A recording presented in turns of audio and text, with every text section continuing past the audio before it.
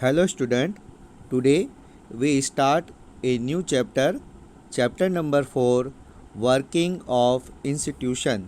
यानी कि आज हम एक जो 9th क्लास जो सिविक्स के चैप्टर नंबर 4 को स्टार्ट करेंगे, जिसका नाम है वर्किंग ऑफ इंस्टीट्यूशन। यानी कि जो हमारी जितनी भी जो संस्थाएं हैं उसमें किस तरीके से कामकाज होता है उसके बारे में हम आज पढ़ेंगे।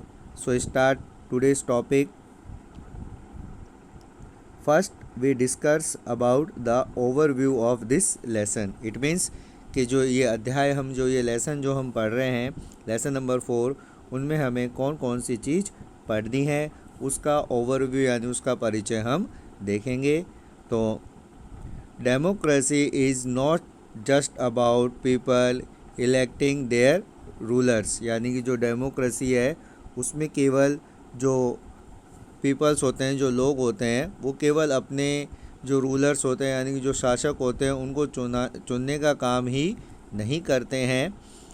इन a democracy the ruler have to follow some rules and products. यानी कि जो लोकतंत्र है, लोकतांत्रिक व्यवस्था में जो रूलर्स होते हैं यानी कि जो शासक होते हैं, जो हमारे ऊपर जो सरकार का कामकाज करते हैं, उन्हें भी कुछ जो रूल्स होते हैं यानी कि कुछ नियम होते हैं, कुछ कानून होते हैं, उनका पालन करना पड़ता है।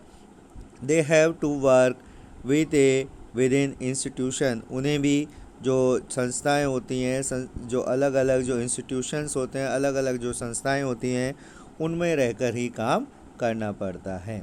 This chapter is about the working of such institution in democracy. इस अध्याय में हम ऐसी ही कुछ जो संस्थाएं हैं, जो लोकतंत्र में ऐसी कुछ संस्थाएं हैं, उनके बारे में अध्ययन करेंगे। We try to understand this by looking at the manner in which major decision are taken and implemented in our country. हम पढ़ेंगे कि किस तरीके से जो हम यह समझने का प्रयास करेंगे कि हमारे देश में किस तरह से महत्वपूर्ण फैसले करके उन्हें लागू किया जाता है। मतलब जो डिसीजंस होते हैं, जो मेजर डिसीजंस होते हैं, जो महत्वपूर्ण फैसले होते हैं, उन्हें कौन लेता है और किस तरीके से लिया जाता है और उन्हें अप्लाई यानी कि उन्हें लागू कौन करता है, उससे रिलेटेड हम इस अध्याय में, इस लेसन में पढ़ेंगे।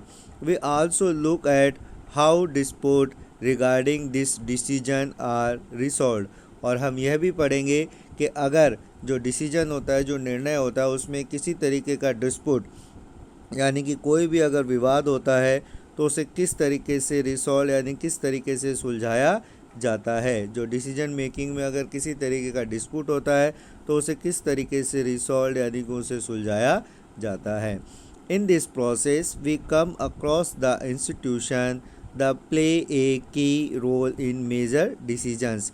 हम इस अध्याय में हम पढ़ेंगे कि जो डिसीजंस होते हैं, जो फैसले होते हैं, उनमें महत्वपूर्ण भूमिका निभाने वाली जो 3 जो मेजर इंस्टीट्यूशंस होते हैं, 3 जो अलग अलग जो 3 संस्थाएं होती हैं, उनका जो रोल होता है वो डिसीजन मेकिंग यानी कि जो निर्णय लेने में किस तरीके से उनका रोल होता है। फर्स्ट जो हमारी जो मेन इंस्टीट्यूशन है उसमें फर्स्ट आती है legislature, second executive and third is judiciaries. तो ये जो 3 होती हैं, जैसे लेजिस्लेचर का मतलब होता है व्यवस्थापिका, जिसका जो मेन वर्क होता है वो होता है लॉ मेकिंग का, यानी कानून बनाने का काम व्यवस्थापिका के द्वारा किया जाता है। सेकंड होती है एग्जीक्यूटिव। एग्जीक्यूटिव को हम बोलते हैं कार्यपालिका। जनरली हम इसे गवर्नमेंट यानी सरकार के नाम से भी जानते हैं। और इसका जो मेन वर्क होता है वो होता है जो लॉ लेजिस्लेचर के द्वारा जो लॉ या जो रूल्स बनाए जाते हैं उन्हें इम्प्लीमेंटेड यानी कि उन्हें लागू करने का, उन्हें अप्लाई करने का काम एग्जीक्यूटिव करती है। और थर्ड जो हमारा इंस्टीट्यूशन है, मेजर इंस्टीट्यूशन जो डेमोक्रेसी में होता है, वो होता है जुडिशरीज यानी कि न्यायपालिका। जैसा कि हमने अभी ऊपर देखा कि अगर किसी भी तरीके का जो डिसीजन में डिस्प्यूट होता है उसे रिसॉल्व करने का काम जुडिशरी यानी न्यायपालिका करती है। तो हमने देखा जो मेजर जो 3 इंस्टीट्यूशंस हैं जिनके बारे में हम इस लेसन में डिस्कस करेंगे वो है legislature, executive and judiciary. You have already read something about the institution in earlier classes। आपने ये जो तीनों इंस्टीट्यूशंस हैं उनके बारे में जो आपकी जो पहले जो क्लासेस हैं यानी कि जैसे 8th क्लास 7th क्लास उसमें आपने पहले से इनके बारे में कुछ पढ़ रखा है। Here we'll shall quickly summarise these and move on the asking larger questions. अगर आप इसमें अगर हम देखेंगे तो आप अगर कुछ पुरानी चीज़ों को दोहरा सकें तो हमारे जो दिमाग में इस कई तरीके के जो प्रश्न हैं जो हमारे दिमाग में आते हैं। In the case of each institution we ask what does this institution do. हमारे दिमाग में यह बात आती है कि जो ये इंस्टीट्यूशन है ये जो संस्थाएं हैं वो क्या काम करती है। How is the institution connected to other institution.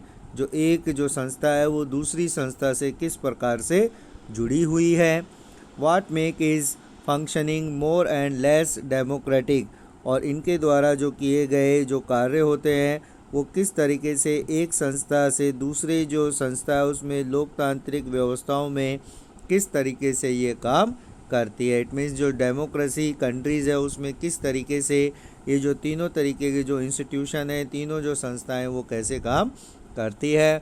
Together carry on the work of government यानी कि साथ में मिलकर किस तरीके से काम करती है। Some time we compare these with similar institution of other democratic. यानी कि अगर हम देखें तो कई बार हम इस अध्याय में जो ये पढ़ेंगे जो भारत की जो सरकार है वो अन्य जो डेमोक्रेटिक जो गवर्नमेंट्स होती हैं अदर कंट्री की जो डेमोक्रेटिक गवर्नमेंट है उसमें किस तरीके से डिफरेंट आता है। In this chapter we take over example for the working of national level government called central government, union government और just government of India. While regarding this chapter, you can think and the discuss example for working of the government in your state।